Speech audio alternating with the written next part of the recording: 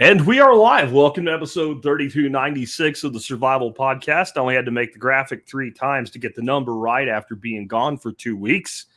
And I hope you guys enjoyed the rewinds, all of them, except the one that I screwed up and didn't actually attach the audio to right before I got out of here. If you missed that one and you want to listen to it, it's available now. You can go to the website or the podcast feed and any of your favorite apps and find it. Since we're coming back after a really restful couple weeks for myself and my wife as we were in Northern California, where there's a hell of a lot less crazy people than Southern California, apparently, I thought, why not we just stick straight on into crazy? Because I'll admit I didn't pay much attention to what was going on while I was gone, but the little bit that I did, I was like, wow, when I go on vacation, it's a coincidence. I'm not claiming to have any metaphysical powers over humanity or anything.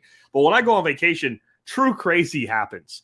Banks implode. Freaking the last time I went on vacation and something really big happened.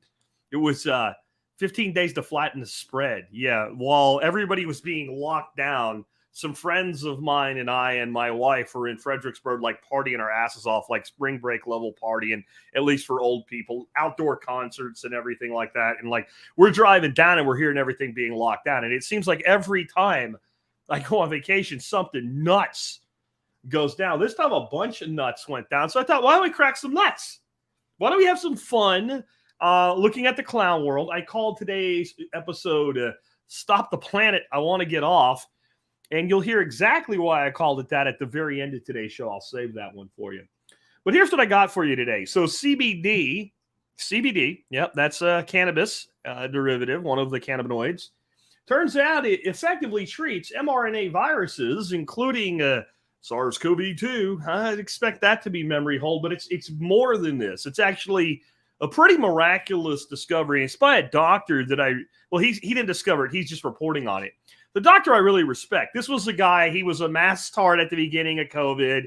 He was all in on the vaccine. And this guy is like, I really respect this dude because he's one of the only doctors I know that spoke out before, during, and after. And has actually changed his position as new evidence became available. I don't know how many of those there are out there, but this guy's one of them. Senator John Kennedy, not of the infamous Kennedy family, said the quiet part out loud. Banks are Ponzi schemes. We'll talk about that and why we have another Kennedy in danger of being shot, and possibly 2, one actually in the family. We're not going to dig into that today, but we do have a certain other Kennedy rattling some bells and running for office against Brandon, though I don't expect it to go anywhere. More bank failures are coming. I think a short selling ban is coming too. I'll talk to you about that in just a minute. And why that is actually a disaster if you understand anything about stock markets, right? And what the purpose of short selling is supposed to be. There would be some ways to rein this in without a ban, but they did a temporary ban in 2008, and then immediately everything went to shit. We'll talk about how that could be coming back and how PacWest, another huge regional bank, seems to be all the West Coast banks, doesn't it, went to the edge of complete failure on its stock price, but there are deeper problems, which is why it happened in the first place and how this problem is not going away. We're going to talk about the fact that, there's been a lot of talk about artificial intelligence and the danger that it might pose. So the United States and the Brandon administration decided to get serious about this and put together a whole special group to make sure that AI doesn't go full Terminator on us.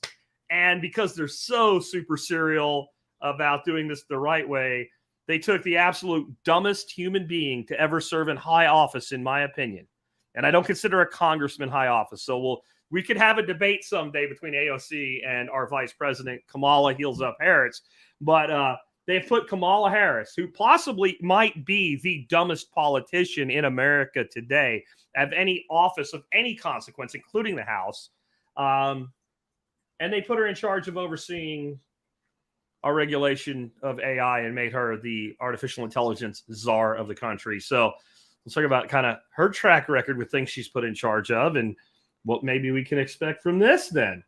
And then, Texans are moving another step closer to a gold-backed payments system. And I want to start talking a little bit about what that really means, because I think what everybody thinks is that Texas is on the verge of creating a gold-backed currency. Maybe it's a de facto thing, but what they're really looking at is a payments system backed by gold. And I think that is to make sure that they're within the constitutionality of what the states are able to do. And thank you, K-Bonk, for the $1.99 super chat. I really appreciate that. We'll talk about that and what it means. And what, again, I believe it's actually signaling is a willingness to prepare for secession in Texas. I didn't say willingness to secede, but prepare for the potential for secession. I think there are some people down here that know what's going on and feel that we need a plan B. That's where we're at with that. Republicans on cannabis, they sound just as stupid as Democrats on 15 MAGA minute ghost guns. I'll prove it to you. I'll play a guy talking about the dangers of cannabis legalization and tell me you never smoked a doobie in your life without saying it. That's what this dude's going to do. And then I got another Republican politician that's worried about dogs having to retire. That's his defense of why we need to keep cannabis around so that dogs don't have to retire, that we're trained to sniff out cannabis. How about the absolute absurdity of the $1 trillion coin concept? If you've never heard this before, we can pay off our national debt because what we could do is we could print, or well, I mean mint, not print because it's not printing, it's minting $1 trillion platinum coin. Now, I'll talk about why when we get to this, you could make that coin out of freaking wood and it wouldn't be any difference. But how stupid the argument is in the first place of printing $1 trillion coin. You know, you could have paid off a lot of the debt with $1 trillion coin about 25 years ago. Today, it's meaningless. It's not the deficit for 1 year. So I'll tell you what they're really angling at with these $1 trillion coin ideas, what the actual goal of this stupidity is, and it ain't what you think. And next up, we're going to talk about a guy named Marcio Garcia. This is the guy that shot a bunch of people yesterday in Allen, Texas. Now, I am not the Alex Jones conspiratorial channel, but I also do believe in a lot of things are not as they appear. And so I'm not going to tell you something like, this never happened, it was all fake, and it was crisis. No, this happened about 70 miles from my house. But the story doesn't add up. There's some real problems with the story of who this guy was. And I've seen a meme recently, and it's an episode of The Simpsons where Bart got famous and he had a line, "I didn't do it."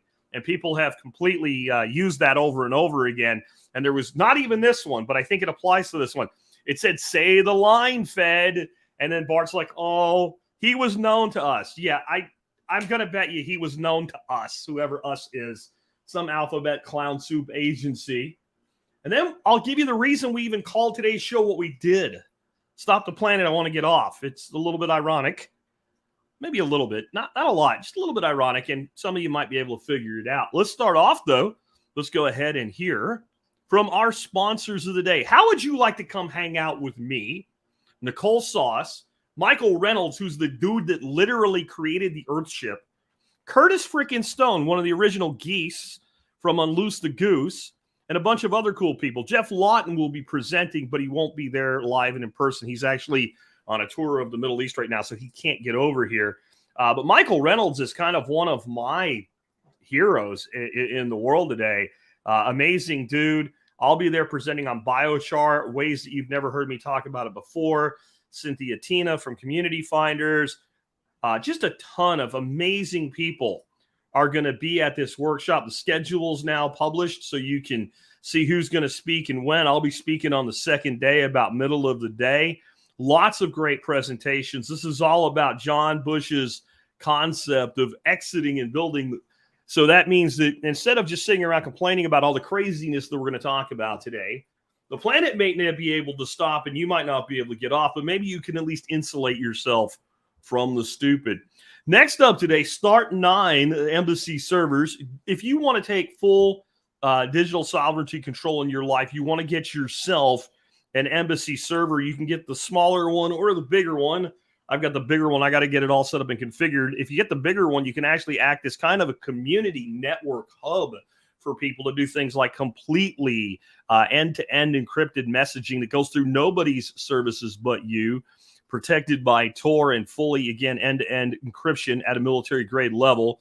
And there's a ton of other things you can do. You can run a Bitcoin node. You can run a Lightning node. You can manage your own passwords, store your own images, access your data from anywhere in the world, and no one can ever shut you off. And the reason no one ever can shut you off is because you'll actually be running things on your computing services, and it's so easy to do. If you can install apps on an iPhone or an Android, then you can run a Start9 digital server.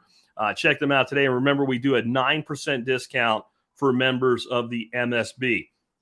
With that, I want to start digging into today's topics, and I'll let you know that you can absolutely find links to everything I just talked about as far as the exit and build and all of that in the video notes below. But there'll also be a link that will go up about 1 hour after the live version of this video ends, where the audio version is, and all the notes and everything that you're about to see and all the sources that I cite for everything that I'm going to tell you today.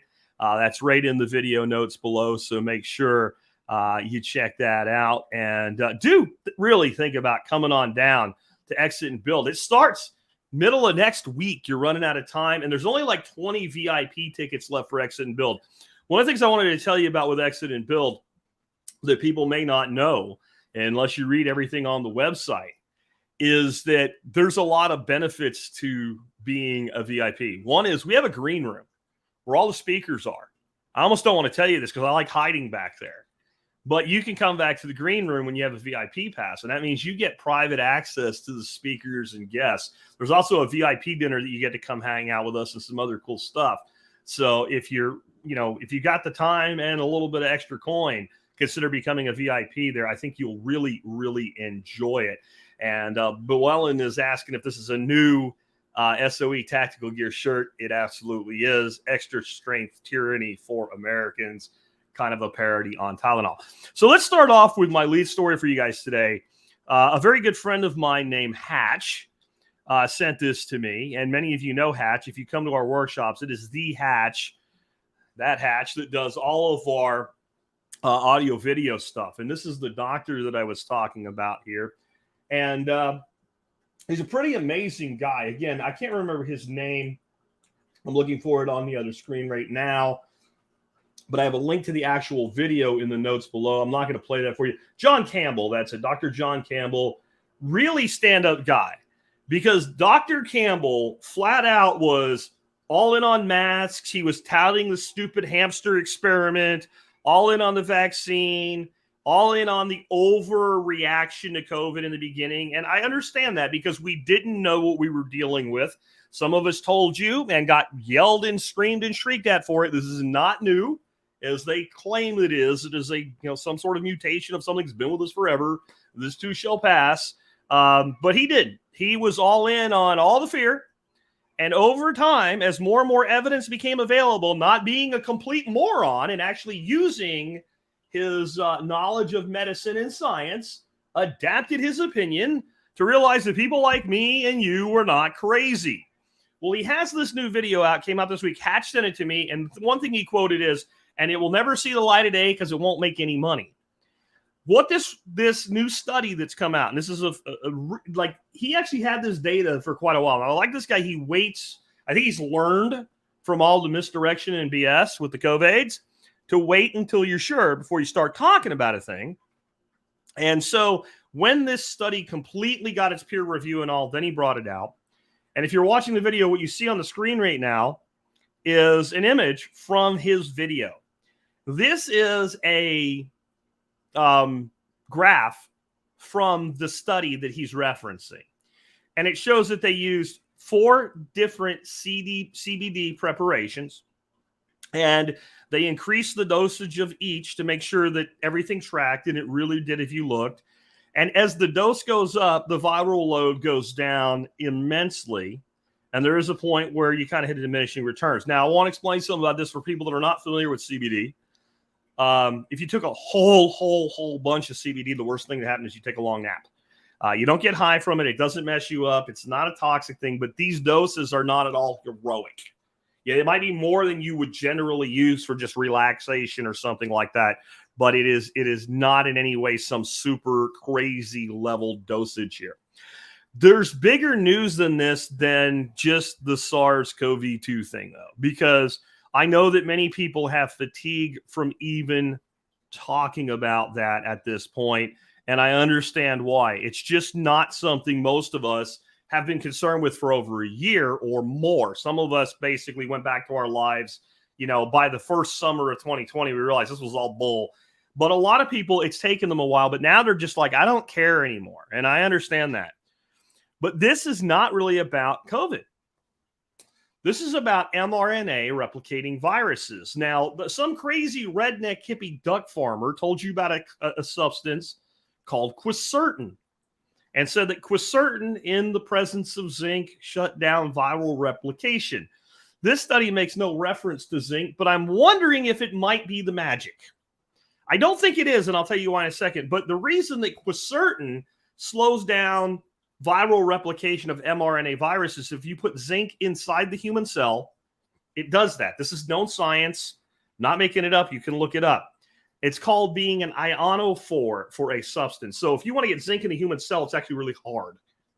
Cells only take in zinc when they absolutely need it. They have a membrane that keeps things out, a semi-permeable membrane. It means some things can pass through back and forth, but there's a lot of regulation and control of what does. And to get lots of zinc, more than would be typical inside a cell, you need an ionophore that opens that pathway through that membrane so that the zinc can get into the cell. So quercetin does this, and as a result, it has an ability to inhibit the replication of mRNA viruses. You know what's an mRNA replicating virus?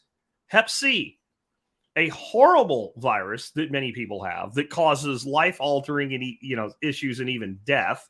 It actually was very effective on that as well. And it is most likely the case that CBD used this way would be highly effective in the treatment, prevention, or at least mitigation of many mRNA viruses, not just COVID and Hep C. This is further enhanced by the fact that if you listen to this doctor explain it all to you, they tried it on Hep A, didn't do jack crap. It was either Hep A or B. It was one of the other Heps. They tried it on hepatitis A or B. It didn't do anything. No, it doesn't work. No, it doesn't work on DNA replicating viruses. That's a DNA replicating hepatitis virus versus an mRNA one. Viruses like Ebola are mRNA replicating viruses. Am I saying this would work for that? No, but if it was researched at a higher level, there might be a way to increase the dosage or get specific about the means by which the dosage is given that could mitigate or help. But as the good doctor said, Dr. Campbell stated, they will never see the light of day because clinical trials will go nowhere with it because there's no money to be made in this. Unless they can patent some form of delivery system, which probably isn't going to happen as well. And I'll explain why. And it's directly related to the fact that I don't think it works the same way quercetin or hydroxychloroquine do by being an ionophore for zinc and then requiring zinc to be effective. When they gave patients a combination of THC and CBD, it didn't work. It worked really great. They added THC, didn't work. Does that mean THC is bad for you? That's up for you to decide. But if you're trying to treat an mRNA replicating virus, in this case, it doesn't necessarily be bad, but it would counteract the effects. And this is the reason. You only have so many cannabinoid receptors in your endocannabinoid system, and THC and CBD compete for those receptors. So in that competition, the therapeutic effect was mitigated. Not bad for a redneck duck farmer, huh? So I don't think it's for the same reason, but I do expect this all to be completely memory hold. I'm sure even though I've provided you links, and so as the good doctor, you'll find out more about that in the future. But this is just one more reminder. There is nothing, comma, absolutely nothing that you can trust from mainstream science, media, and government at this point. I watched a video today. It just came up on my suggested feed on YouTube. And it was called How to Spot Propaganda. I looked at it. It was clearly U.S. like 1950s media. It just had that look about it with the army guy standing there and all, black and white. I'll listen to it. Maybe it's going to talk about how we created propaganda in the 40s, 50s, 30s, etc. And no, it was our anti-propaganda against the communists who were committing propaganda against us.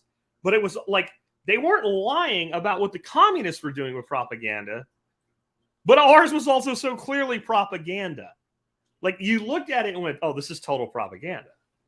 And I really think that in 40 years, if we don't blow ourselves up and if there's any kind of intellectual recovery of society, that our grandchildren, great-grandchildren, et cetera, will look back at the propaganda used on us and find it equally laughable. While the pattern repeats, they themselves follow for equally ridiculous propaganda. The thing about propaganda when it's effective, though, it's actually tuned into the time that you're in. And so I think that's exactly what you're going to see here is a continuing propaganda against cannabis, because cannabis, I don't care if you don't want to get high. I don't care if you think drugs are bad. Okay, right? That's fine. I'm not telling you to go out and start smoking dope tomorrow.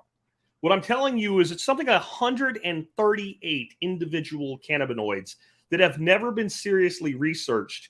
And the research that we've done already has just opened this Pandora's box as this amazing substance that is good for the betterment of mankind, even if you don't like the get high part. What we've seen with seizure reductions, the ability of cancer patients on chemotherapy to consume food and eat, reduction in pain, way back, treating glaucoma symptoms, etc. There is absolutely so much more to be done here, but they will keep burying it. What Dr. Campbell said we need is to take the clinical trials away from being pharmaceuticals. I don't know how you're going to do that. What we need is doctors to stop being cowards and start prescribing what you know your patients need and using direct feedback, prescribing off label, etc., and then start to collaborate and stop being a bunch of pussies, because that's what you all are. And I know some of you aren't. This guy's not. I don't think he's practicing anymore. But in general, the medical establishment today is full of very intelligent people who are acting like very stupid people. You are the epitome of Bonhoeffer's theory of stupidity. If you're still telling people that it makes sense to get their 5th, 6th, 7th booster as a doctor, you're stupid or a coward. And I don't see a lot of stupid people making it through medical school. So you do with that as you will. And if it pisses you off and you're a doctor in my audience, either you're standing up and saying the right things, at least with your patients right now, and then you shouldn't be pissed at me. You should be pissed at others. Or your problem, I'll tell you where to find it. Get your ass up, take off your headphones, whatever you're doing to listen to this. Go find the nearest bathroom, look in the mirror. There's your problem. It's not me. Moving on, let's talk about what Senator John Kennedy said. And this was pretty interesting to me, but I think I failed to open the video. Let's see here. I got it for you.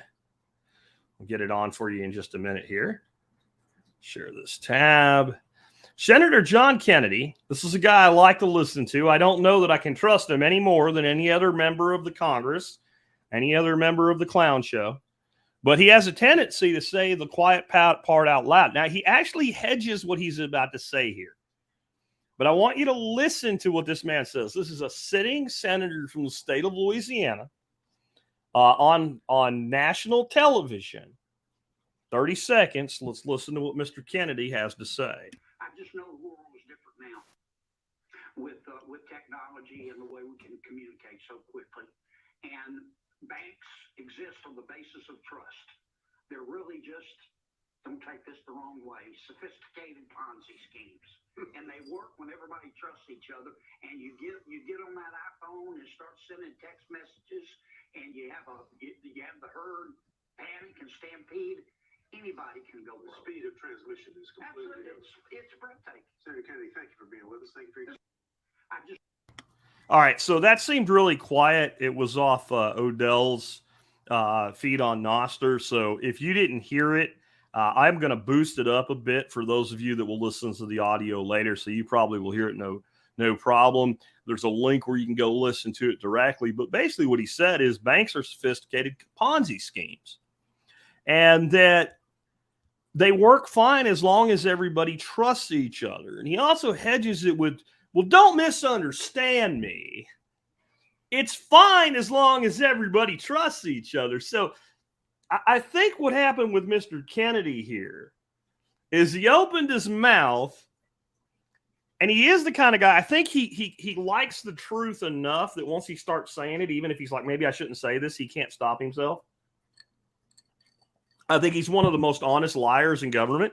I'll put it that way. And I think he's like, well, I better hedge this a little bit. Right. And what he's saying is any bank out there, if a significant amount of depositors go to that bank right now and just say, I want to take my money out of this bank, it will collapse. And this is true of every single bank in the modern banking system in the developed world, not just America. Okay? There is no money to cover deposits in the banks. They actually even remove the 10% reserve requirement. So maybe I said that wrong. No money to cover deposits. There is no bank with enough money to cover the majority of its deposits. No bank has enough money to cover the majority of its deposits. And this is going to continue. And I really think it's important that we understand this is going to continue. Pac West skated by the skin of its teeth last week under short selling and a decline in stock and a huge outflow of deposits, but it managed to stabilize, and now money's pouring back into it.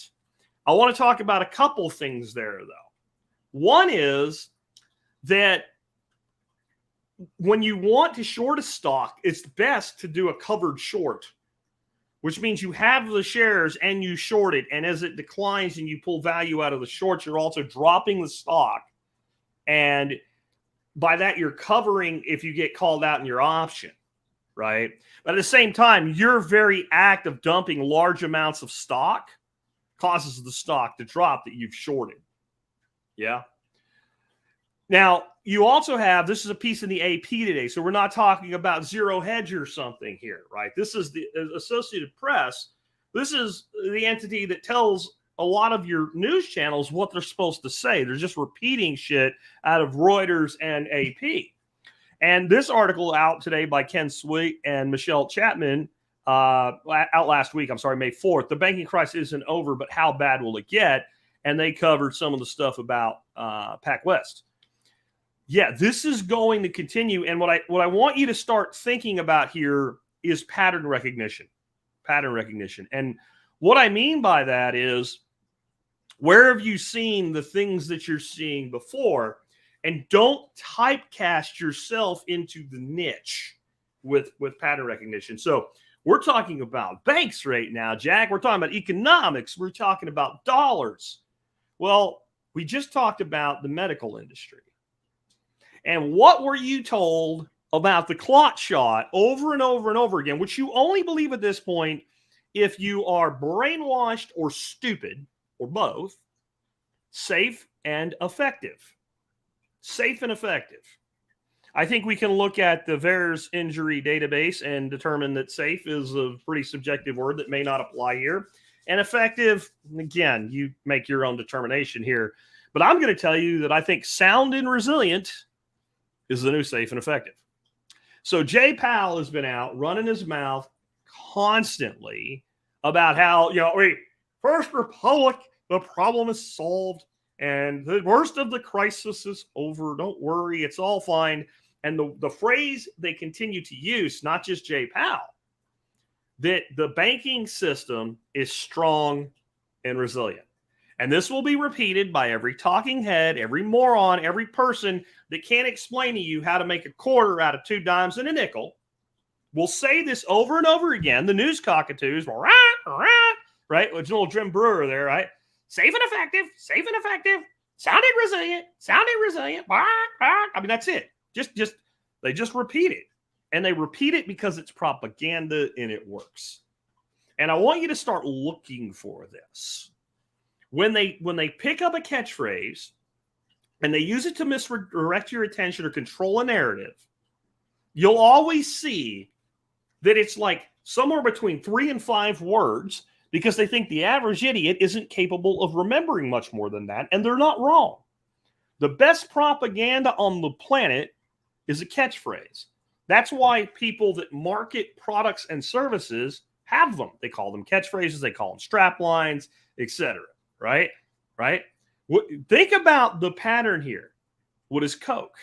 It's the real thing, right? Think of any major brand that you can really think of that has an iconic impact on modern culture. That if you show a 5-year-old the logo of the company, they're like, I know who that is. They probably have a catchphrase, and it's probably 3 to 5 words, right? Yeah, have it your way, okay, right? You remember way back, you can hear a pin drop. Remember who that was? MCI, all right? That's always the case when you're trying to sell an idea, whether it's true or not. You come up with this catchphrase. Freedom isn't free, right? 3 words are the best. The best. Now, if you're a branding master, you can drill it down to what Saatchi & Saatchi, which was the largest marketing firm in the world at one time, referred to as a love word. When I had Franklin Spirko Media and we were into web development, consulting, search engine marketing, et cetera, we actually developed our entire company around a single word: create, period. And we use that. I could sell the entire company and its assortment of services and consultation off of that one word. But most people can't do that. But 3 words is kind of perfection because it balances. You have a little bitty word like and or in the middle that links 2 ideas: safe and effective, sound and resilient, right? That is the perfect way. Freedom isn't free. Right? Just do it. Of course, that's 3 little words. That's what John is saying right now. Yeah. This is exactly how you control a narrative. And so safe and effective, sound and resilient. Let's see what comes next. But you need to understand right now that we are only at the beginning of the current banking crisis, not the end. That's what they're telling you. It's all over.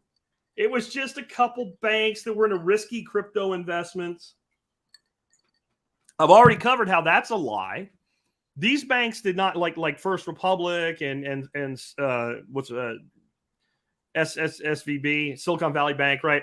These banks didn't go under because of crypto investments. They went under because of U.S. treasuries that they bought when they were told to during COVID, and when the deposits were withdrawn, they had to sell those treasuries at a loss because they've pivoted and started to jack up rates, and they started quantitative tightening. That's what happened. So that's a lie too. And just know this: we're not done yet. And right now, if you take all of the bank collapses in the United States that have ever happened, 3 of the 4 have happened under Joe Biden this year. 3 of the 4 top bank collapses ever. And the media really isn't talking about it because it doesn't help them. It's not good for them. If Donald Trump was president right now, you'd hear bank failures, bank failures, bank failures. Banks are failing, banks are failing. That's what you would hear every single day. And it doesn't matter that it's Trump. Insert Republican of choice, and that's what you would hear. And if you think I'm letting the Republicans off, hold on, because we are going to slam them. But we have 2 more stories. First, next up, I want to talk about the fact that, I get on Joe Biden all the time, call him Brandon and all, even though they all earned that. The left earned that all by themselves with their stupidity, trying to cover something up. You don't remember it. It's okay. Anyway, the White House is going to crack down on artificial intelligence amid fears that it could replace humanity. But Kamala Harris will be in charge of it. Now, let me explain something to you here. Like, Kamala Harris is easy to insult. Kamala Harris is easy to kick. Kamala Harris is a moron. She is a moron. She's an absolute flaming idiot.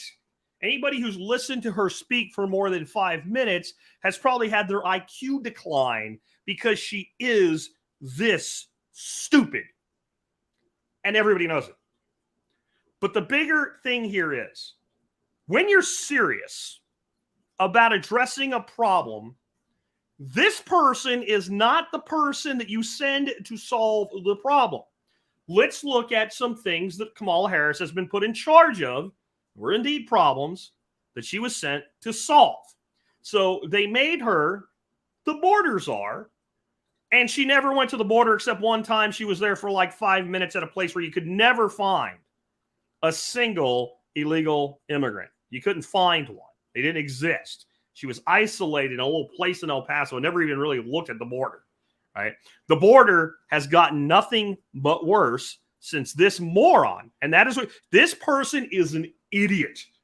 Listen, if you heard her talk about time last week, your brain is probably still in pain, so I won't play it. You just listen to you go, she said absolutely, she spoke for 60 seconds, reading a speech written for her, and said nothing. There was nothing that came out of it that made any sense. So then we started having this problem. You know, you heard a lot about it in the beginning. Now they don't want to talk about it because things aren't going their way. So they sent this moron right here, right? This moron right here. They sent her where? To Ukraine and to Europe. On the eve of war with Russia, they said, oh boy, there could be a conflict between an ally that really an ally that we call an ally, where we keep all our corrupt shit, and Russia, nuclear power, and this could spread into war in Europe. Oh my God, we need to do something. I know, send Kamala Harris. Now, between then and now, Kamala Harris did things like talk to children in a really cringe way about going to space, and they all looked at her like she was insane. She tried to figure out how to plug an electric vehicle in when they gave her a role in that space, of which I'm not really sure, and what she was doing there and messing around with Buttigieg.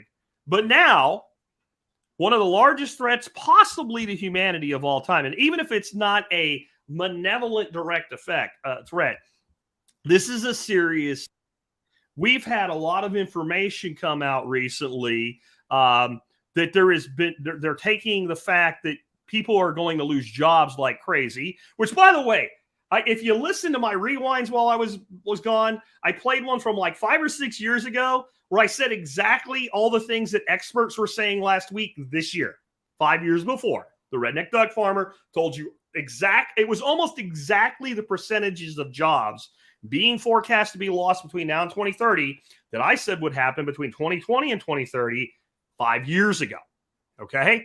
So this is a real threat. So now they realize, well, shit, even if it doesn't go Terminator on us, even if it doesn't take over the traffic systems and turn Corvettes into Transformers or something like that, that this is actually going to be a radical shift of the economy of the world. That there's a whole lot of people that are paid pretty well that in the next 5-7 years won't have a freaking job because some form of artificial intelligence is going to replace them. And this coming on a place where a lot of people don't want to work anymore anyway. They're barely holding their jobs. They're quietly quitting, which means they go to work, but they don't do anything other than what it takes to keep from being fired, etc. And we need to do something about it. Okay, if you're serious about that, you do not put Kamala Harris in charge of it. You don't put Kamala Harris in charge of anything that you are serious about or wish to be taken serious about. And it's very important that you examine this from both freaking sides of that equation.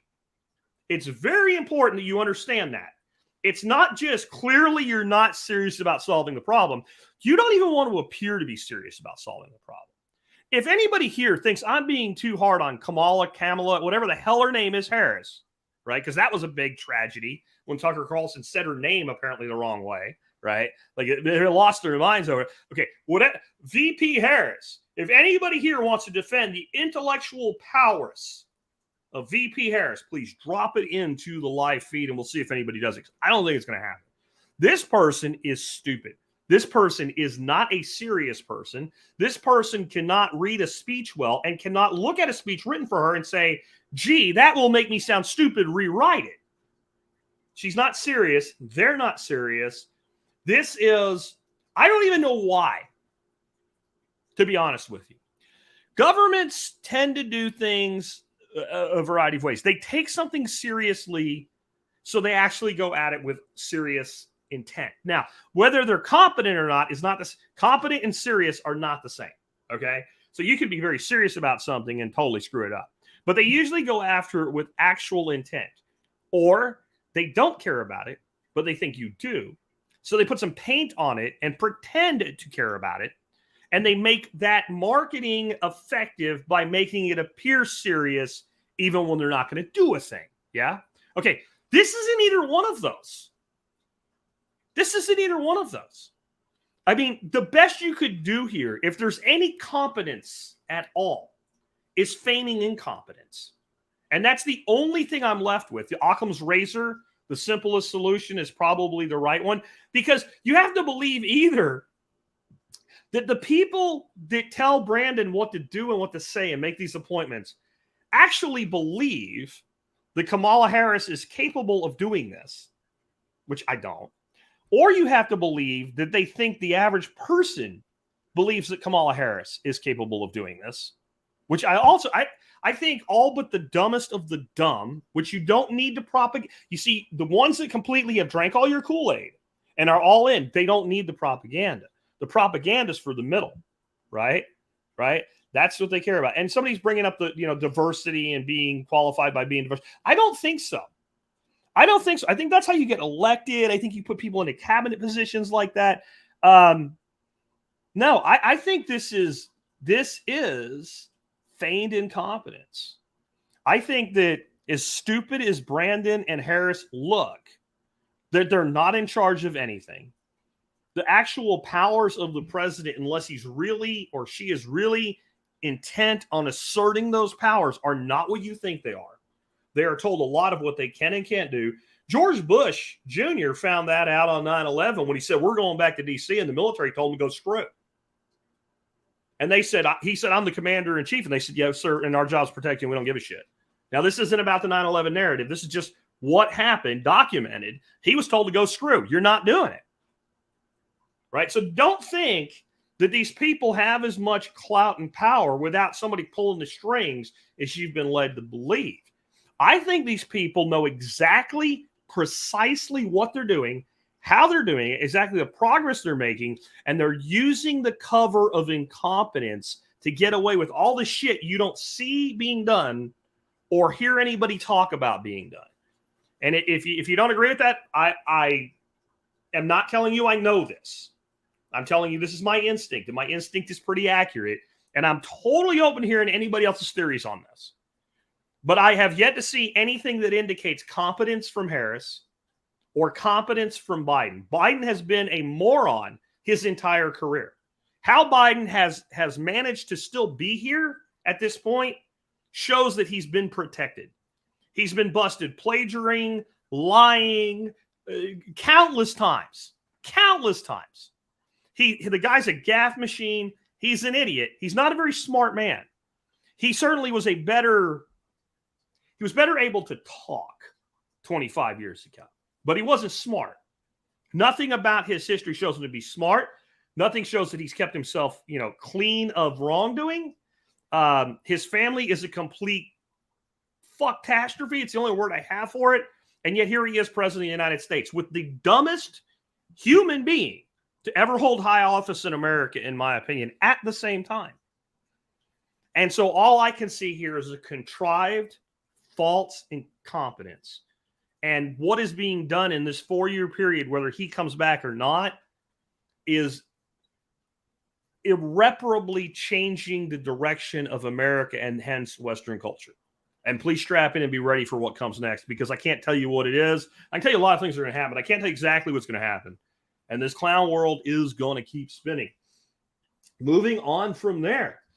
I think other states are beginning to take notice of this and wondering what the hell they're going to do when the shit finally hits the fan. There's this idea that because of all the reasons Texas can secede from the union, it will, and it might. But I think that the movement in Texas is less about seceding and more about, well, when it falls apart, we're not going to have really another option. I think it's about preparing options more than anything else. And I do, this is one of those things that I have some inside sources on that tell me what's being said behind closed doors, et cetera. I don't have a ton of that, but I have some, and these are trusted sources. So a Texas committee just passed a bill to create 100% reserved gold and silver-backed transitional currency is what it says. But if you actually dig into this is what I'm going to tell you that most people aren't. This article sort of touches on it without saying it. And I have a link where you can read it for yourself here. But it's really a payments system. Okay? It's less a currency and more a system of payments, because everything is still going to be priced in dollars. It's just going to be backed by gold. Now, there's some reasons that you would do this. One is that the United States Constitution says the states will make no thing or money, will not coin money unless it should be in silver or gold, right?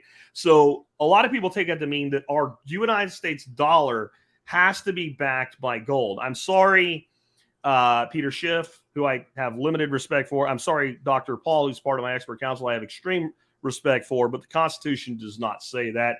The Constitution uses the term states, lowercase s, when it references this issue, okay? It does not use the term the government or the state, uppercase s, or federal government. It only restricts the state's ability to coin money, anything other than silver and gold. So if the state of Texas creates Texas transmission services for making payments available to people, if they don't 100% reserve it in US dollars, which then nobody would use it because you might as well use some other service, the federal government could effectively sue them and possibly, very probably, convince federal courts to rule against it, stating that it's non-constitutional because it doesn't follow the Constitution. So as soon as you reserve it with gold, that's gone. Can't make that argument. Sorry, don't care. But why would they want a payments network? Well, think about what was the first thing that we did to Russia when they had the audacity to get involved with an 8-year-old civil war on their own border. Well, we cut them off from international settlements and payments. So if you have your own, you're in pretty good shape. Now, there's something that no one's saying. I want to be clear. I don't have a source on what I'm about to say. But I want you to think, again, I am big on looking at patterns and potential and possibilities. I want you to look at a company like Strike, S-T-R-I-K-E, Jack Mahler's company, which is a Bitcoin-enabled company. It's also a Lightning-enabled company. And what Strike allows you to do. Now, if you and I both have Strike, we can do a lot of things that you can do with a PayPal or a Cash App. If you and I both have Strike and I owe you $10 because we split a pizza and you had the cash and I didn't, I can just send you $10 US on Strike, Strike to Strike, instantly settled, and it's in dollars. It was dollars when I sent it. It is dollars when you get it. You can also buy and sell Bitcoin inside the Strike app, but there's something else you can do. You can send dollars, and it actually is a Bitcoin transaction in the middle. It's a Bitcoin Lightning transaction. That's what enables the rapid settlement anywhere where there's other Strike users available in the world. That's the middle. That's the settlement layer. But there's something else you can do. In Strike, I can go in there right now, deposit $100 worth of Bitcoin. $100 worth of dollars. And I can send it to myself on a Lightning wallet as Lightning form Bitcoin that if it's my own custodial Lightning wallet, I now have complete control over that. I never bought Bitcoin. I sent dollars. I got Bitcoin. Are you starting to see the link that could happen here yet? Texas is one of the biggest Bitcoin advocate states in the country. We have a lot of Bitcoin industry moving here. Miami gets the glitz because Miami's Miami. But when you look at nuts and bolts, the stuff that's going on in Texas is massive. So I can go on Strike, send myself or anybody else Bitcoin Lightning from dollars, or I can send on-chain Bitcoin from dollars.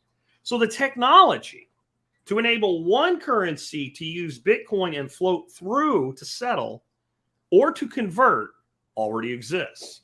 If you have the Texas Gold Reserve currency, implementing this type of settlement layer on the other end of it is something. When Elon Musk talked about doing it with Twitter, Jack Mahler said he's not serious because we could do it for him in about 15 minutes if he wanted to do it.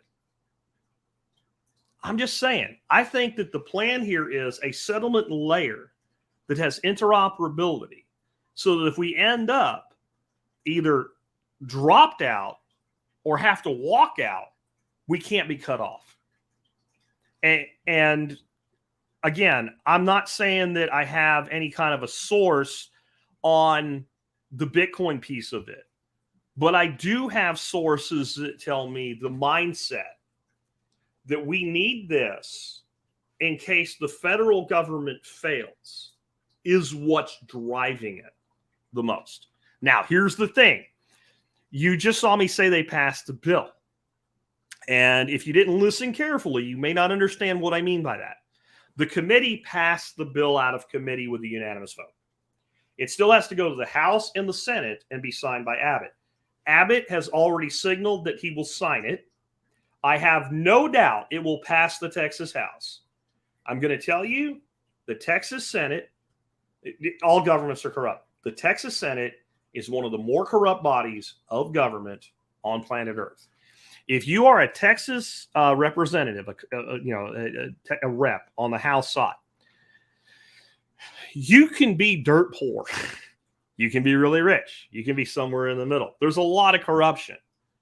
But the lobbyists don't focus on the House heavily with money. The lobbyists focus more on favors, et cetera, in the Texas House. The Texas House is pretty easy to judge where it's going to go. The Texas Senate is a fairly small body. It's 35 or 37 senators or something like that. So each of them has a tremendous amount of clout. That one vote means a lot. And the Texas Senate is notorious for being bought and sold in a variety of ways, especially in the food industry. We should have the most liberal food legislation in the world in Texas. We have some of the most stringently anti-freedom. For all the things we do good, there's some things we do bad, and the corrupt Senate is a big part of why.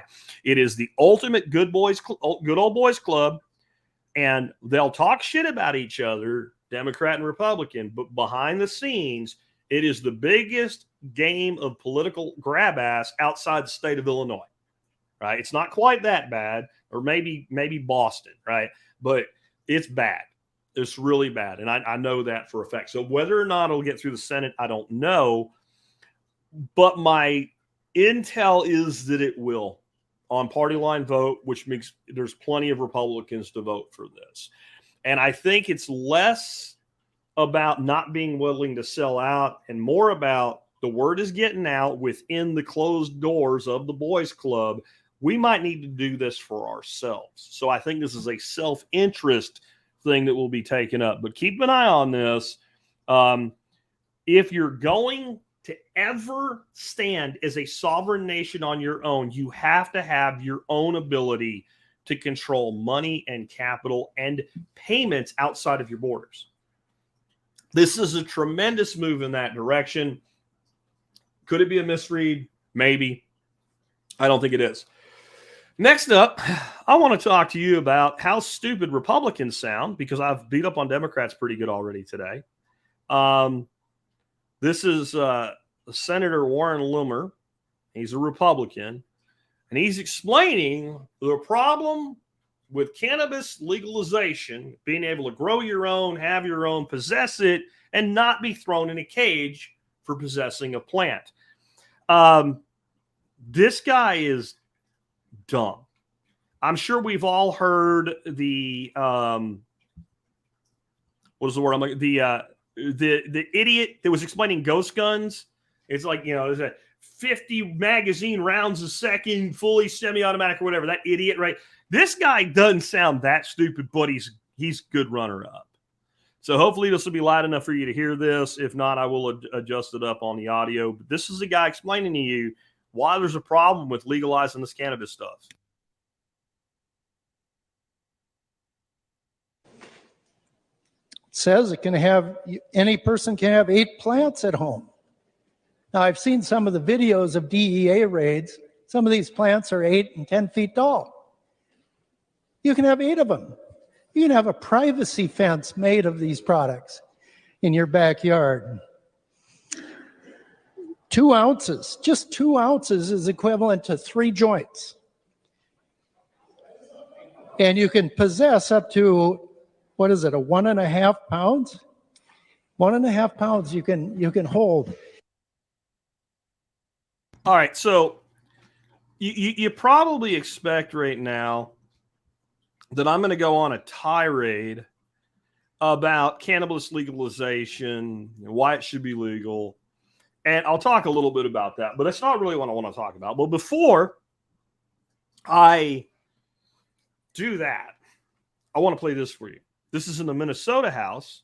This is another esteemed representative. This guy's a former law enforcement officer that's probably pissed off that his buddies won't be able to shake people down anymore. But he's got a really pressing issue for why we can't do this just yet. Madam Chair, Representative Stevens, can you tell me how much money is in this bill to help defer the cost to our counties and police departments for the cost of retirement of the dogs and the replacement? Representative Johnson, we don't have a Representative Stevens. We have Representative Stevens' son, and he will yield and he will answer your question. Representative Stevenson. Thank you, Madam Speaker. Representative Johnson, there are, as we went through last night, considerable appropriations to local units of government in multiple different areas of the bill, including appropriations for public safety in the bill. I could look to get the specific numbers that you're referencing. I don't know them right off the top of my head, but I can look for you. Representative Johnson. Speaker Hartman, Representative Stevenson, I did not see anything reading through the bill dealing with our canine units. All right, so they're trying to pass a law that will stop criminalizing the ownership or possession of a plant, and this guy's worried that dogs might have to retire. That's the pressing interest. Now, I listened to this, and I tried to get reasonable with this and say, is this man just doing his job and making sure that there's money for departments that already spent money on this thing? And as I looked into his background, I don't think that's what it is at all. I think he's legitimately trying to hold up this legislation, which by and large is just going to pass in Minnesota, Michigan, whichever one it was, because he doesn't want it to happen. Now, let me tell you who the number one source of money holding up the legalization of cannabis in every place that it's being tried to be done is the prison lobby. The prison lobby. They're worried that if they legalize this, there'll just be a lot less people in prison. So while I'm sure the people that are on the pro side of this legislation have a whole lot of shit that I would object to, what they're trying to do here is good for people, which is whether or not you want to do drugs thrown in people in prison for it doesn't help at all. It just doesn't. It doesn't. And it doesn't hurt you that dude over there smokes a doobie. And then the other guys are just, the other dude was just 8 to 10 feet tall, as though that is relevant at all. Now, tell me you know nothing about the production of cannabis and pruning and bud production without saying it. People don't grow 10-foot high cannabis plants for production. They're trained and pruned, right? Now, what about 2 ounces? That's equal to 3 joints. What was it like? Oh my God. My wife even just like facepalmed that. Like, what? I mean, immediately what I saw was like a 1980s Cheech and Chong movie with like the doobie that's like 1.5 feet long and it's like thin at the one end and the other end is like, you know, like cigar diameter and like something like that. Some kind of goofy ass stupid thing. But what I really want to talk about with this isn't cannabis. Again, please spot the pattern. Spot the pattern. What is the pattern here? There's a lot of them. So if you get a different one than the one I'm about to give you, don't be sad that you missed it as long as yours is valid. The pattern is legislators making laws for things they know nothing about. Democrats try to do it with guns all the time. They try to do it with technology, the internet, etc. These people couldn't pass a 101 level exam on the things that they want to regulate. You have people that do not understand economics at all that want to regulate banks and economics and cryptocurrencies and Bitcoin and everything else. This is the dumbest shit. And it's again and again and again and again. These people should not be able to pass legislation on something without demonstrating competence for some level of comprehension of the thing that they seek to regulate. It is very dangerous to give people a power over a thing that they do not understand. So let's look at it as something that's really easy to understand. Let's say you have an ammunition factory. And it's not just like somebody, reloading your little 30-06s or 223s or something like that. We're talking about a plant that manufactures like the giant artillery shells and bombs and stuff that they put on airplanes, like a munitions plant that makes explosive munitions for the United States military, okay? The person in charge of that has power over some serious shit. Now, do you want that person to be stupid and not know anything about what they're managing? No, you'd want somebody that has an intimate knowledge and understanding of safety procedures, manufacturing, transportation, management of individuals, the competence to know that his person in charge of this area is actually competent. You'd want somebody to know what they're doing before you gave them authority over something dangerous. But let's think about this. If you had a munitions factory somewhere in the middle of Nebraska or something like that, a lot of people could get hurt. Thousands of people could get killed. But unless you're making nuclear weapons, right, the actual amount of people that could die is somewhat limited. It would probably be the people in the immediate vicinity or inside it, or it could even be that a lot of people in the facility would end up fine. The amount of, you would never put an idiot in that job unless you are a super idiot yourself. But you're not going to hurt somebody in Jacksonville other than maybe they lost their loved one. Yeah? Okay. When you give somebody the authority to regulate the criminal justice system that doesn't understand what they're regulating, you can hurt a hell of a lot more people, kill a hell of a lot more people, destroy a lot more families. If you then give these people the ability to regulate economics, the global level of damage they could do, COVID, is enormous. Think about the amount of damage done just purely economically to the world due to the overreaction to COVID. And who did it? Do you think the people that did it understood the economics of what they were doing? No. Do you think they understood the medicine and the science behind what they were doing? No. This is what happens when people get power over a thing they do not understand. And it is rampant on the Republican side. It is rampant on the Democrat side. And it's why there is no solution in the state. If you're going to have a state, it should be the absolute smallest, most limited form of government you can possibly have to see to the protections of the rights of individuals, the rights to keep property, etc. It should, and I think that's too much because it will grow. Whatever power you give a government, it will use that power to create another power. It will use those two powers to create a third power. It will use those three to create a fourth. And the freest nation will become the most tyrannical across about 250 years, United States of America. There you go. But if you're going to have it, that's where it needs to be, as limited as possible. We have governments now with almost unlimited power and authority to regulate things that they don't understand. It's like putting 100,000 idiots in charge of 100,000 factories that make dangerous things or things that can be dangerous when made wrong, and then being surprised when shit blows up, such catches on fire. Oh, wait a minute. Is that happening right now too? Maybe there's a connection. Just maybe.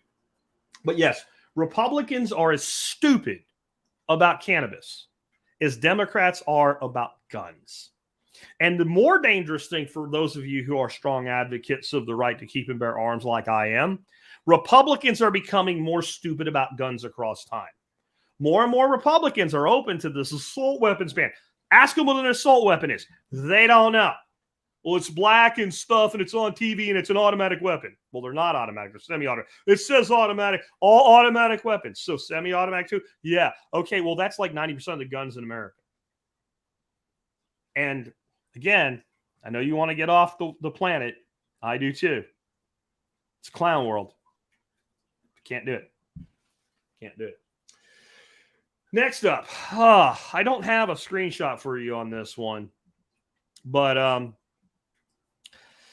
it's something that you'll hear about from time to time that I think you really need to understand what they're actually talking about doing when you hear about it. Anybody here in the live stream, just say yes if you did.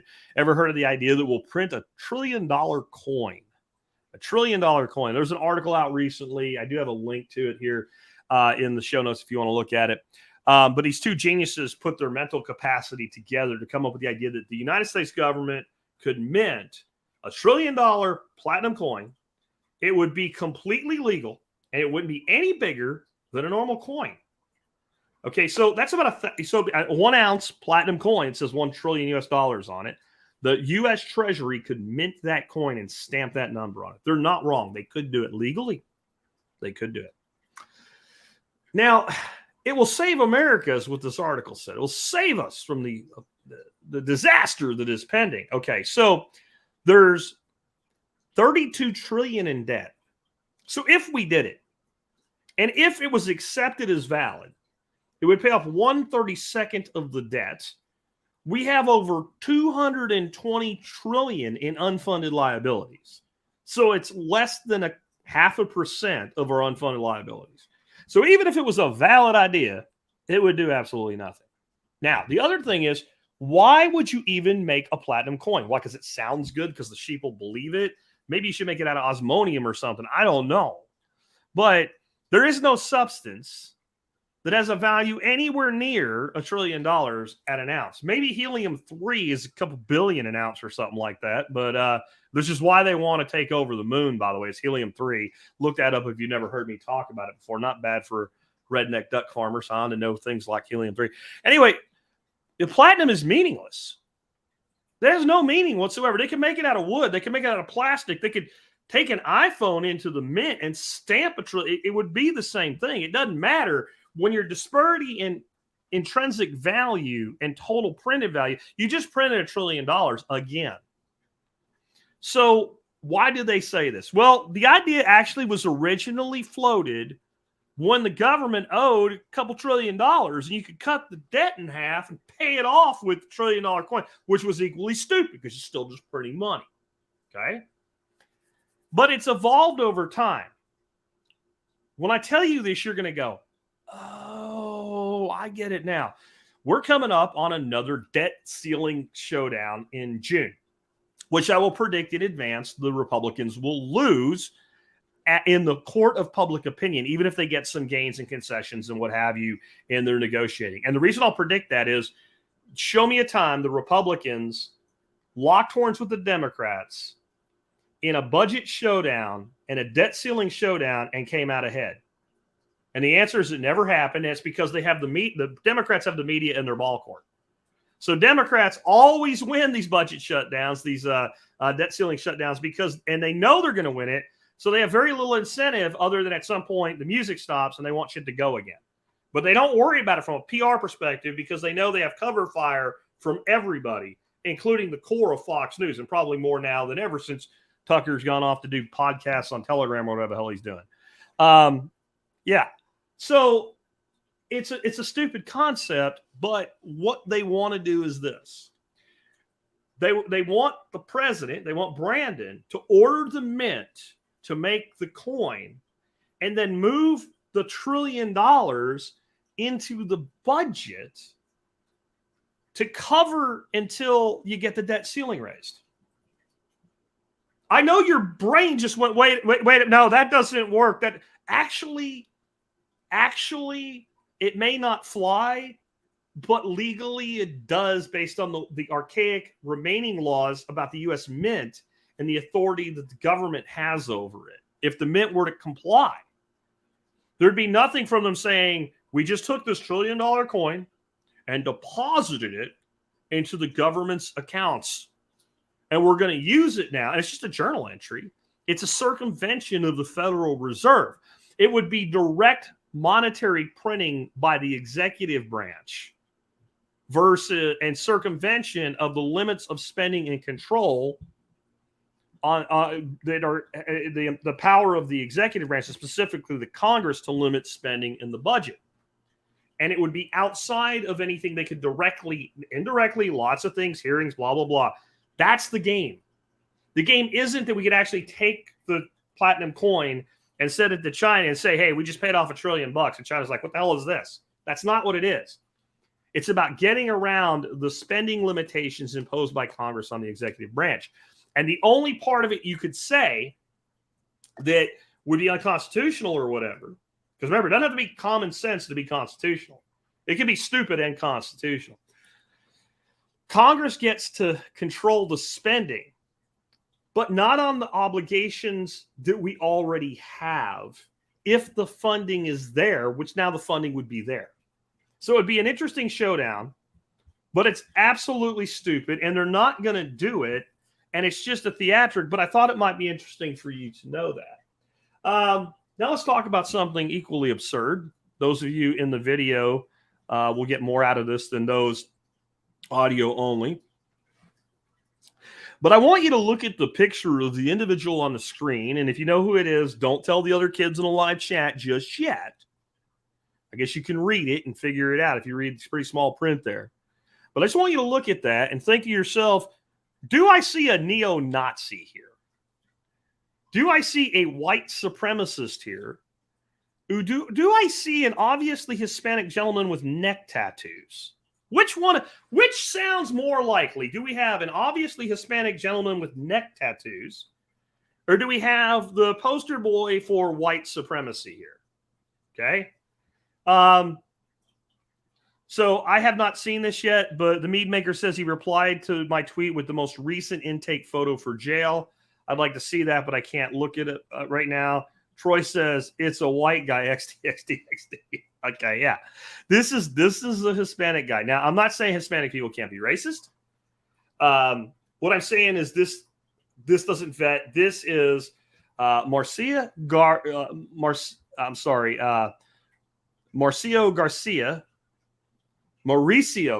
That's how you say his name. Mauricio, I think is how you pronounce Garcia. And here's what I wrote about this on Nostr. So the Allen, Texas shooter, Mauricio Garcia, was thrown out of the Army for being mentally unstable, then was given a job as a security guard while literally living in his parents' house into his mid-30s. The guy is supposedly a right-wing supremacist, has lots of social media with posts that are extremist, but 0 followers or anyone connected to those accounts in any way. 0. This was reported, but likely already being memory hold. Despite pictures of this guy being public and him being the new face of right-wing hate, no U.S. news sources have printed his picture that I can find. And I wonder why. Anyway, this is Mr. Garcia, supposedly a white supremacist.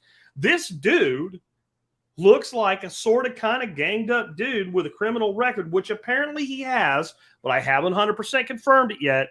There is some pictures from booking from before as well that are out there, but I cannot confirm that it's the same individual, so I will not report it as fact. But what I said is whoever put this one together never spent any time in jail or prison. I can tell you that. This is not a guy that would exactly fit in with the Aryan brothers. Apparently, actual journalists only work in Africa now. Gonna bet if this dude was a blonde guy, a blonde white guy, his face would be everywhere. Also going to bet in time we are going to hear the FBI or some other agency say something like he was known to us. And there's a link to an African news publication, Today News Africa, which is a legitimate news agency. And I have found this picture reported by multiple sources as being a picture of the individual in question. Something doesn't bet here, right? This is interesting in a variety of ways. First of all, they shot this guy. They shot this guy dead in a parking lot. He never got in the mall, for those that didn't follow the story. He got out of his car, started shooting people. There just happened to be a cop nearby. He did his freaking job. Good job, Mr. Officer. Thank you. He went straight towards the gunfire instead of hiding and waiting for help and shot this sumbitch dead where he stood, which is what should have happened. I am grateful this man is dead. He belongs dead. He managed to kill 8 people and wound 7, okay, before this cop killed him, and it was done relatively quickly with rapid fire. This guy's supposed to be a right-wing supremacist that would then want to kill black people, I guess, or Hispanics like himself. I don't know. But all indications are that his firing was completely random. He didn't go out and specifically target a group. He didn't go to, it was Sunday. He could have went earlier, and he could have went to something like a specific type of church or community center or something if you wanted to target a specific group. Instead, he went to a shopping mall. And for those of you that aren't from Texas and the Dallas-Fort Worth area, you may not know this, but Allen, Texas is a very affluent area. This is not the hood. When I first heard this, there was a shooting at a mall in the area. I figured it was probably some gangbanger crap or something like that. 2 guys shooting at each other over dope or something and crossfire. And as soon as I heard Allen, I'm like, oh, it's going to be bad. All of these mass shootings that we've had happen recently, the guy's name is everywhere almost instantly. Dude has barely hit the ground, and they have his name, his picture, everything out.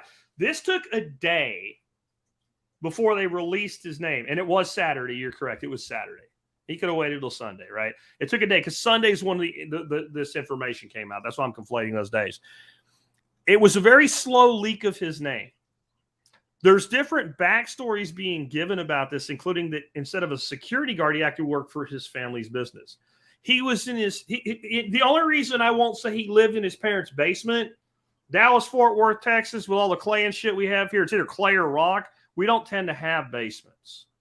So he's one basement away from living in his parents' basement in his 30s. He was thrown out of the military for being mentally defective. He apparently has an arrest record, but he's working as a security guard. Not a common thing. And I read when I found his name that they were looking through his social media, which I'm sure is all taken down to protect the public or whatever from, like the truth. But I saw it reported. I read it in 2 different articles. I couldn't find them this morning, shocking, that said there were no responses or people connected to his social media. So he's a social media island. Like you have no followers. And he wasn't following he has these accounts that are isolated with all of this stuff. He was supposedly wearing a shirt or a patch that said Right Wing Death Squad, which is just the initials. RWDS, I guess, is some neo-Nazi thing. I don't buy this. Now, do I think that he didn't do it? No, he did it. Do I think that he wasn't a sick, twisted, mentally screwed up person? No, I think that he was. I have a gut feeling, and it's just a gut feeling, that once again we have somebody that was being manipulated. And I think a lot of times in these cases, these manipulations are supposed to result in busts versus shootings. That they manipulate these people, they think they can control them, and they want to rush in and swoop in at the last minute and stop it. And because incompetence is common in government, it goes wrong. That's the best I can do for the government. The worst I can do is they want it to happen, so they make it happen. And I think the truth lies in there somewhere. But this doesn't make any sense. And one thing I've learned, when everybody's singing in unison and they're saying something that doesn't make sense, the narrative is being controlled. Because there is no questioning of this narrative whatsoever. There isn't a single news source going, hold on, wait a minute. Not a single one I can find. Even the news that's international that's at least putting the guy's picture up. No one say, hey, wait a minute. Wait, what was this guy arrested for in the past? Who were his associations? What have you? I mean, I haven't seen any of that. I'm going to try to look real quick over here while I'm doing this and not give you a bunch of dead time here. If there's a picture, and if it's the one I think it is. Yeah, that's the one I saw. Recentlybooked.com This guy was supposedly booked on 2/10/22. And I went to recentlybooked.com, and it's one of these sites to get access to the records. You have to pay for it. I did not do that. I have not been able to confirm that Mauricio, I think it's Mauricio, I think is how you say it, Mauricio Garcia in that picture is the same guy. He looks like the same guy to me. I'm not an expert on things like this, but he certainly looks like the same person to me. But it may not be. It may not be. And I don't like to put up things and say, this is the guy if I can't verify it. If that picture's valid, and it probably is, it's even more bizarre. The dude looks like an Hispanic gangbanger. That's what he looks like. Now, can you look like a thing and not be it? Sure. I don't necessarily look like a hippie duck farmer. I don't know what one's supposed to look like. But whenever I ask AI to make a version of me as a hippie duck farmer, he has a really long hair and a really long beard instead of a trim beard and short hair. So I don't know that I look like a redneck hippie duck farmer, and I am. But this doesn't vet. This doesn't vet. We also have an age discrepancy here. He's constantly being reported as 33 years of age. This photo shows his age of 35. That also makes me wonder. But I don't need another picture. The picture that I've showed you, that I do believe 100% is this individual, I'm sorry, that's the wrong picture that I've got there. I'm going to go to that next, right? The picture that I'm showing you right there, that's him. That's him. It's reported by enough news agencies. Again, they're all international. But that's him. Now, what I wanted to point out, the hypocrisy of the left. So this was not the only mass murder in Texas recently. We also had an individual who plowed his car into 18 pedestrians at a bus stop in Brownsville, Texas, who killed 8 people. He killed 8 people. He did it with intent. It wasn't like he lost control of his vehicle like they always try to say and cover for this. This gentleman's definitely Hispanic. He was illegally in the country. His name's George Alvarez. And this guy killed the same number of people, but not with a gun. So you'll hear nothing about it heavily in national news. It will not be on your TV unless probably you live somewhere in rural Texas. Criminal history: 2 aggravated assault with a deadly weapon, 1 assault against elderly or disabled, 4 assault causing body injury to a family member, 1 assault of a public servant, 2 burglary of vehicle, 1 assault causing bodily injury, 2 criminal mischief, 1 driving while intoxicated, 1 evading arrest detention, 1 interference with public duties, 1 obstruction or retaliation, 1 possession of marijuana greater than 2 ounces, 3 resisting arrest or transport, 1 theft of property greater than $50 but less than $500. Not necessarily a guy that you think should just be walking around wherever he wants all the time at this point. Now, some of that stuff I'm less interested in, but when you put it all together, well, things change for me. I start to say this is an individual that if the state was doing its job, would not have been free to go out and run people over with a vehicle. But when you tell people, they say, well, with these fully semi-automatic weapons, Perry, just kill everybody. And if we just got rid of them, there wouldn't be any mass killings. And you say, oh, well, people can kill people with a car. They always try to say, well, not like this guy killed the exact same amount of people. He probably, he injured 18. So he actually injured more than the shooter did. And he killed as many by just driving over people with a car. Now, I also will point out that while it was a police officer, what stopped this sick fuck in Allen was a good guy with a gun. And this is what the TV won't tell you, and I have vetted this. There are countless, because you might be thinking, well, why didn't Texas has all these armed citizens, why didn't one of them shoot him? Because the cop shot him first. Because the cop just happened to be the guy with a gun that was most in place this happened very quickly. People say he fired 50 to 100 rounds. He probably fired more like 30. Probably 1, maybe 2 mags. Okay? This cop put this dude down quick. But when all the shit was going on, There are dozens of confirmed reports of people, armed citizens with guns, taking cover, putting people behind them, and saying, "I got this." It will not be on Fox News. It won't even be on your alternative mainstream like OAN and shit like that. They're not going to tell you. They're not going to talk about that. 2 ounces of weed is at least 3 joints. Yeah, we just learned that from a Congress clown. They're not going to tell you that though. They're not going to tell you that it was like gun. And this dude, I am glad that cop got him when he did. He wasn't going to go much further. There was value in the fact that in this state, you can own and possess a weapon. I'm not even sure this dude was in legal possession of the weapons that he had. I'm wondering, before he shot anybody, how many vaulted laws does this guy not care that he's breaking when he's going to go out and do this? But something about this does not add up for me. And again, that picture of him that I've seen, it's shadow marked, like, what do you call it? Not shadow marked, watermarked from recently booked. I don't know if that's him or not.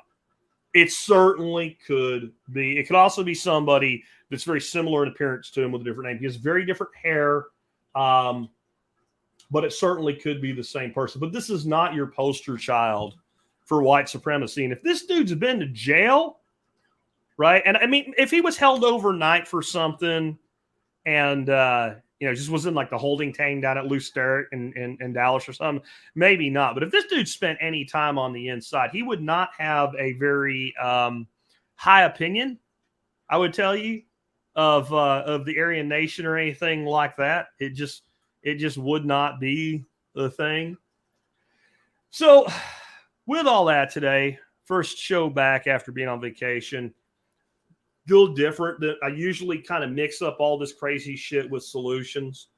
We got a lot of solutions coming this week. I got some great stuff lined up. Guy Swan will be on with me tomorrow, and we will be talking about the future of Nostr. And if you're not all bought in on Nostr, I want you to tune in anyway. There'll be some Bitcoin talk because it's Guy Swan. If you're not all, I want you to tune in anyway because this is the future of technology that empowers communications in parallel economies. This is how we take penny for your thoughts to actually mean something. This is actually, what's going on there is actually, in a way, a spiritual awakening. And I'll talk about that a little bit tomorrow. And not some major religious thing or something like that, but there's actually been spiritual authors that have talked about what Nostr's making real. And I'm talking people that wrote as recently as the 90s about the exchange of value for valuable information with others who help us when we need it. Right. And if we do not have an alternative, then we're totally screwed as this snare closes, because it's closing, CBDCs and all that. I've got Nick Ferguson. He'll be with me on Wednesday. Thursday, I'm going to dedicate to some level of teaching. So we're going to talk about solutions. I just left, but you're going to get some rewinds next week because I have to go do exit and build. I'm going to try to not do all rewinds for you, try to get some stuff done. But, when I'm getting out of here and I got to make sure everything's ready for my wife to take care of things without me, then that takes a lot of time up. But solutions are coming. Yeah. But I did this episode today for a reason, and I called it what I did for a reason. Stop the planet. I want to get off.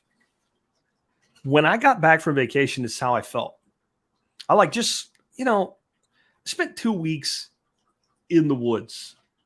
I spent 2 weeks walking around and several places that we went where you're standing next to trees. If you've been watching my social media on Nostr anyway, and a little bit on Instagram, 1,000-year-old ancient giant trees.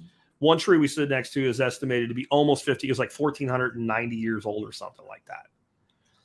And to touch that tree and I just checked out, and we need to check out once in a while. But the reason I said stop the planet, I want to get off because you can't. That's the irony here. I want you to understand. The situation we're in because I want you to take the solutions that I bring to you more seriously because we're going hard into summer with solution-oriented podcasting. We are going to do, I like doing these shows because just out of ego, when I go into this stuff, I get more downloads, more listens, more sharing. It's the best thing that I can do for if we had ratings and podcaster ratings, right? But it doesn't fix anything. You're not going to fix this. They're not going to stop attacking you with new laws and regulations and controls. They're not going to stop propagandizing you. They're not going to stop lying to you. You're not going to, for God's sakes, from now on, when you hear anybody say, we are going to hold them accountable, turn them off. Turn them off. Because they just told you the Great Pumpkin is coming for Halloween, and you're going to miss trick-or-treating. At least you get candy when you go trick-or-treating. When you wait for the Great Pumpkin, you get dew on your face, and that's it. Okay? They just told you that you're waiting for the Great Pumpkin, Santa Claus, and the Easter Bunny to bring you a special basket. That's what they told you. You're not going to hold them accountable. There will never be justice for this. The people that lied to you all through COVID, they got away with it. They're going to get away with it. There will never be justice. And you can keep chasing it backwards, and you will start to understand. You guys, a lot of you guys are big on the 9/11 truth. You want to see the biggest deception that was openly committed on the American people that 99% of people believed and still do. Even people that question 9/11 don't question this and should, because the evidence for it is so beyond anything from 9/11. Oklahoma City, federal building, bombing, Timothy McVeigh.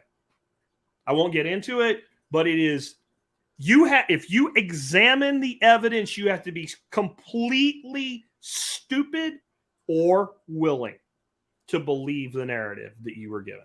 It is ridiculous. And who was held accountable for it? No one. Who was held accountable for Ruby Ridge? No one. Who was held accountable for Waco, which was a PR campaign to make the ATF look better after screwing up Ruby Ridge? Nobody. Some of the people behind that are in some of the highest positions of authority today. You're not going to hold the elected people accountable. You're not going to hold the bureaucrats accountable. You're not going to hold the bankers accountable. The only thing you can do is exit the system into parallel systems. You're not going to fix the food system. You better find good supply and grow your own.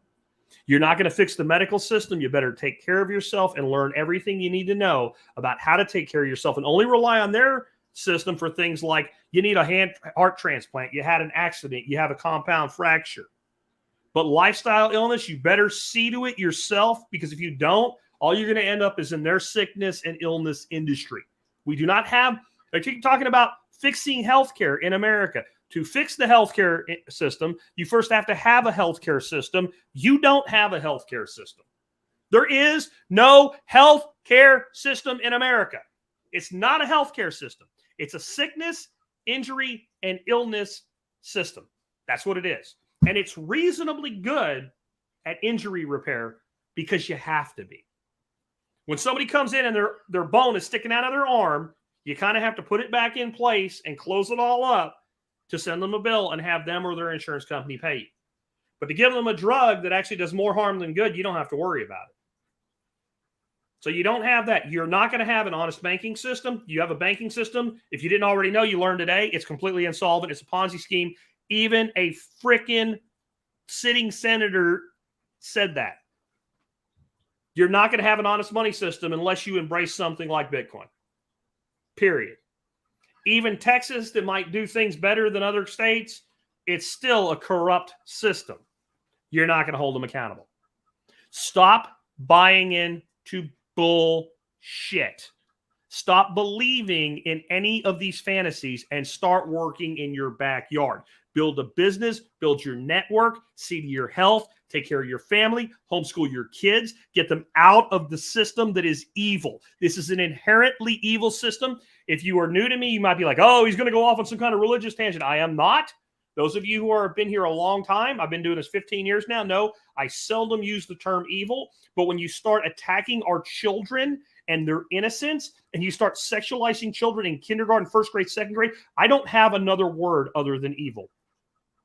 And the other side, when you're willing to throw a person into prison for a plant, you are also inherently evil. This is an evil system run by evil people that will never be held accountable in this life. Now, if you believe in some afterlife, maybe there'll be accountability there. I don't know. I don't pretend to know, but I get no solace from that. Because right now, I am in the realm of the living, so I focus on the living, and I'm going to live my best life, and I'm going to live a better life if times get tough or even if they don't, and I suggest that you join me. And that is why I'm going to throw out one more time here. If you've been thinking about going to Exit and Build down in Bastrop, and you want to come hang out with some people to teach you how to do that, come hang out with me, please do so. Because that is what we are talking about. And Larry says we can hope. You can hope, but if you hope in one hand and shit in the other hand, Larry, guess which hand's going to fill up faster? The one you shit in. You can hope, and hope is a pipe dream here, and any hope that we will hold them accountable, that we will fix this outside of reconstructing our own reality is every second that you believe that and you waste one moment on it, you're not spending it building. It's being robbed from you. Don't let them take it. Come join us. If you can't come, get on the virtual. Just go to the link down there. You can sign up for the virtual and watch it online. But I'd love to have you there. I'd love to talk to you. And if you do the VIP thing, you can come out, hang out with me in the green room, and we'll eat some meat and cheese because there's always some of that back there, and you'll have access that other people won't. With that, let's go ahead and wrap up. Let me remind you, if you like the show and the work that we do, one of the ways you can help support us, do your online shopping beginning at tspaz.com. That's TSPAZ, tspaz.com. I just got a pricing alert today. These items are marked down. These are vacuum seal bags made by a company called Avid Armor, AVIDARMOR. Now, full disclosure, I don't even have a vacuum sealer anymore. I bartered it at the last workshop because I invested, and it is an investment, in a really badass chamber vacuum machine. And chamber vacuums are just a better solution, but they cost a lot more. While I was using vacuum seal bags, I had a lot of bags fail, and they were expensive. And I went on a quest to find the best vacuum sealer bags I could find. Thick, durable, don't get pinholes, and work well, and cost the least amount. And I didn't find the cheapest was that, but I found like the lower price range of the cost in Avid Armor and an incredibly high quality vacuum seal bag. So these are on sale today. You can find them at tspaz.com. Link in the audio notes for today's show as well. And remember, you can always get information like this, show announcements, all the good stuff if you get on the Daily Mail. Just go to the survivalpodcast.com and click on Daily Mail. Let me bring that back up for you. As you're sitting here going, I don't know what he's talking about. It's not hard. Just go to the website. There's the main website right there, the survivalpodcast.com. And then right up here at the top, it says Daily Mail. If you are on the mobile, you'll see a little menu that you can open up. Click on Daily Mail, and you'll go there, and it'll tell you a little bit about the show. And you give me your name and your email, and hit submit, and you'll get an email once a day. 90% of the time, it's only once a day. And it'll just give you bullet points of all the stuff that happened that day, and you won't miss anything. So consider doing that. Consider following me on Nostr. My NPub is in the show notes and the video notes below. You can also follow me on the other social media platforms that I'm on, MeWe, Gab, and Twitter. But I am way more active right now on Nostr than I am anywhere else. And if you give it a shot, tune in tomorrow, you'll understand why. Anyway, with that, guys, I want to thank you for tuning in today. I'm sorry that I was gone so long. I'm sorry that next week, about half the week, will be rewinds again. But I got something I got to go do, man. When John Bush asked me to come down to Bastrop, it's such a short drive, and what he does is so cool. And the people that I'm going to get to meet, I'm really looking forward to getting to meet Mike Reynolds and some other folks down there. And I haven't seen Curtis Stone, I think, since 2014 was the last time I saw Curtis in real life. So I'm excited to see him again. And I'll let you know something else that you really might want to consider coming to this for. There's a lot of people moving here. There's people moving here that you don't even know are moving here, but you know who they are. And it's happening more and more. And there's a lot of people that even if they're not directly moving here, they're buying property here. They're buying property here, and they're prepared to move here if they have to. And so this is a network that you definitely want to tie into. I would say when you go to Exit and Build. About half the people you meet are from Texas, and about the other half have come in from out of state. It's a really good network to tie into.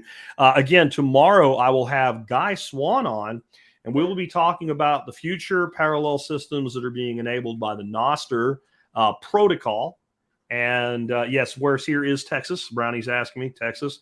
Bastrop, Texas. It's near Austin. So cruise on down. Just use the link below and you can get all the information you need there, Brownie.